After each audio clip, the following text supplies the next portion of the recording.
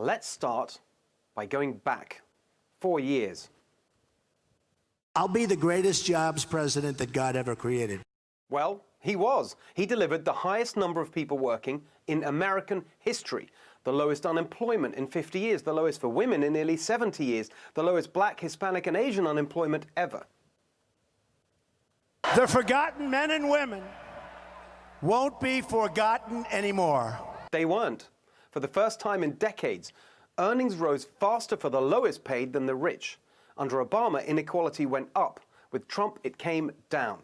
By the end of last year, 3/4 of the people entering the labor force were coming off the sidelines, the highest since records began. To keep our country out of war, we will remember those three very famous words: peace through strength.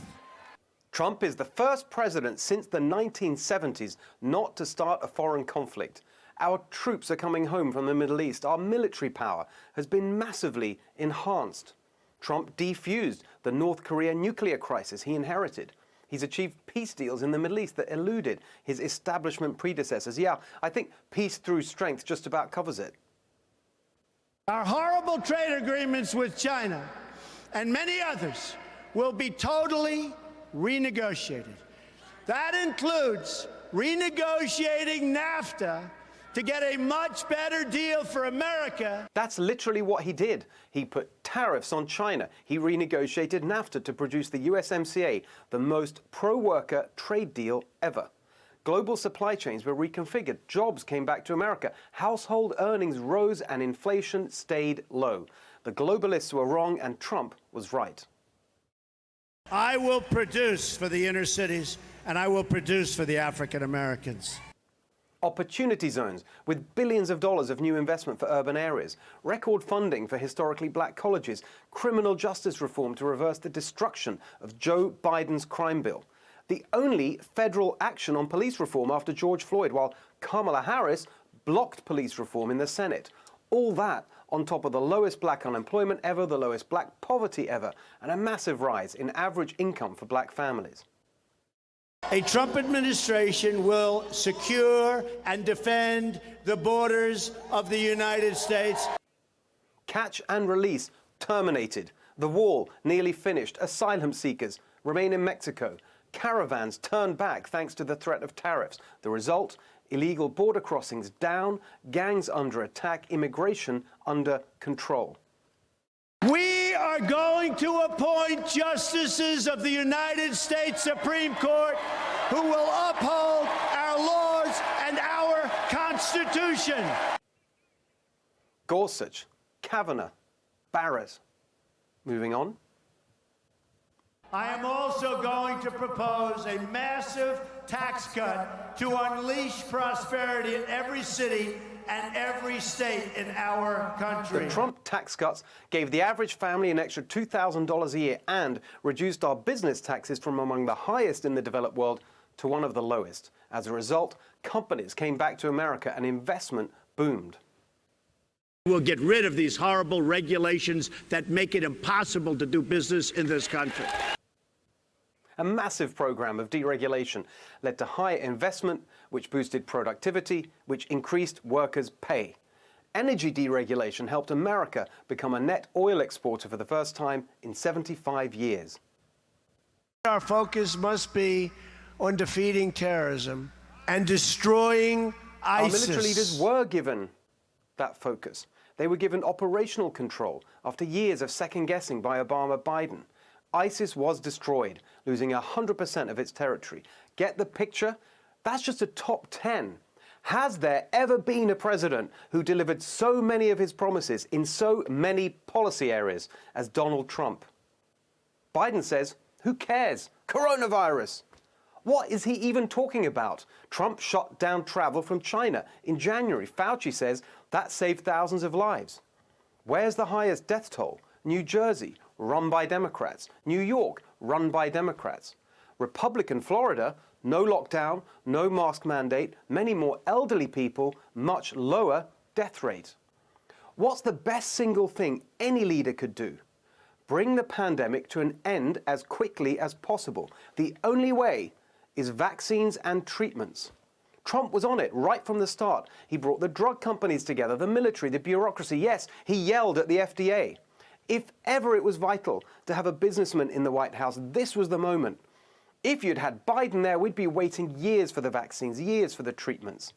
The idiots in the media attack Trump for saying we're rounding the corner.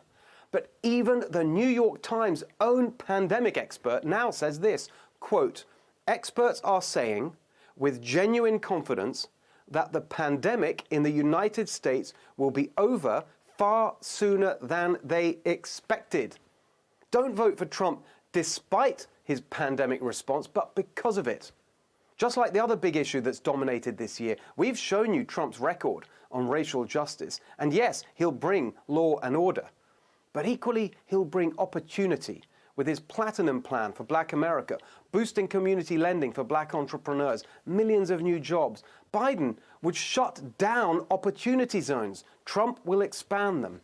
Biden would abolish school choice. With Trump, there'll be more. Biden says he'll heal our racial divide. What? Mr. You ain't black, Mr. Predator, Mr. Crime Bill that destroyed countless black families and communities. On the issues, on the policy, Trump is the right choice. On the economy, he pioneered a new conservative populism, pro-business on tax and regulation, pro-worker on trade and immigration. It led to the greatest economy we've ever seen, a blue-collar boom, lifting up those left behind by the establishment economics Biden would take us back to.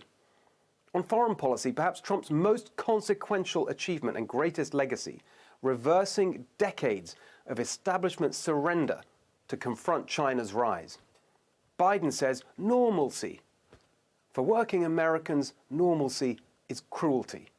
They send your jobs to China, then go to China to get jobs for themselves. You get poorer, they get richer. Normalcy is career politicians like Biden and Harris, totally controlled by the bureaucrats and the administrative state. Biden says his tweets, we want calm. Calm? Biden's practically comatose, the feeble stooge of fighting factions and the far left. The snooty, snobby, superficial establishment want this election to be about style, not substance. Well, that may be fine for the already comfortable, but for Americans who are struggling, who want to climb the ladder of opportunity, try doing that with a Biden speech about the soul of the nation. On the substance, in any fair election, Trump would be resoundingly re-elected. But we don't have a fair election. NBC, ABC, CBS, CNN, NPR, New York Times, Washington Post, Facebook, Twitter, all of it, non-stop, wall-to-wall Biden propaganda, the alliance of bias, colluding to suppress information and suppress the Trump vote. They're the ones undermining our democracy. For 3.5 years, they plotted and schemed against President Trump from morning till night, and look what he was still able to accomplish. Now, they want to destroy Trump and his supporters, not because of policy or results or anything real, but because of their insane, irrational hate. Yes, there is the policy argument, Trump recovery or Biden shutdown. But this is bigger than that. This is about a threat to our values and our freedom. It's about the frightening new intolerance on the left, in the universities, in Silicon Valley, in the media, in corporate America. It's about the divisive ideology of woke supremacy. It's about the establishment machine trying to crush the populist revolution that started, finally, to put power back into people's hands. Don't let them do it. Don't let them win. Don't just rage against the machine, vote against it. All right, let us know what you think. Follow us at Steve Hilton X and at NextRevFNC. Please share my closing argument when we post it.